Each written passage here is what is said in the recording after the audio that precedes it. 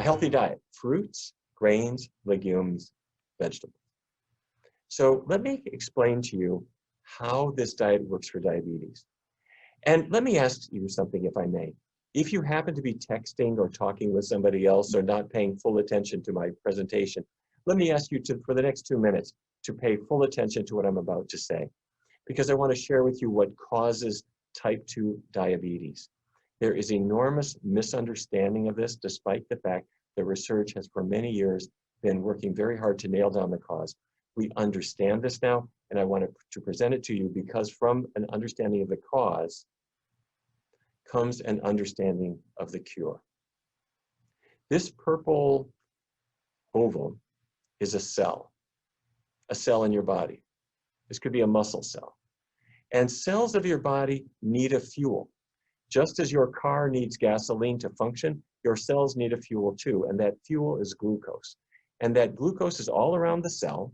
It's outside the cell, it's in the bloodstream, and it needs to get inside the cell in order to work. Well, how can it do that? It can't do that on its own. Glucose molecules will not enter a muscle cell, they just bounce right off. But there are little channels on the surface of the cell that if that channel can open up, the glucose will be able to enter. But that channel is closed. Luckily, you have a key. That key is called insulin. Insulin is made in your pancreas. It goes through the bloodstream and it arrives at a receptor depicted here in red. That receptor is on the surface of the cell. The insulin coming from the pancreas through the blood arrives at the surface of the cell. It attaches to the receptor like a key in a lock. And as it does, it then sends a signal. Insulin signaling just tell channels at the surface of the cell to open up and let the glucose come in. Okay? So the insulin allows the glucose to enter the cell. Great, everyone's happy. But wait a minute, what could go wrong?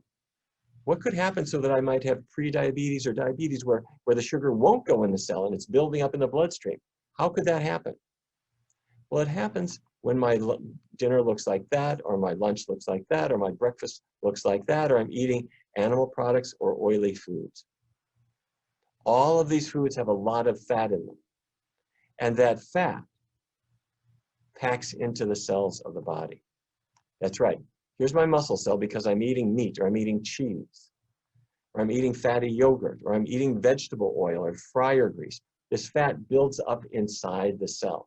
Doctors call it intramyocellular lipid. That's just a fancy word for fat inside a muscle cell. But here's the important point. Fat inside a muscle cell stops insulin from working. It's as if you have a lock and someone has jammed chewing gum inside your lock. Your key will no longer work. The lock is gummed up.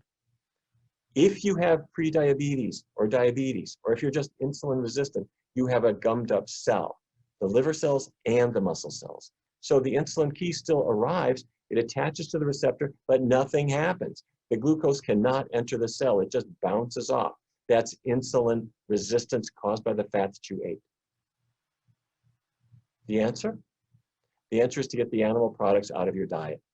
If you do that, the animal fat dissipates, and if you keep the oils low too, there's not much of any fat left, and it goes away. Once the fat is gone, the insulin key can work again. It can allow the channels to open, in comes the glucose, and everyone is happy. Okay, so why do we use low-fat vegan diets to treat type 2 diabetes? Because that gets the fat out of your cells, that attacks the cause of the disease, and allows the patient to get better.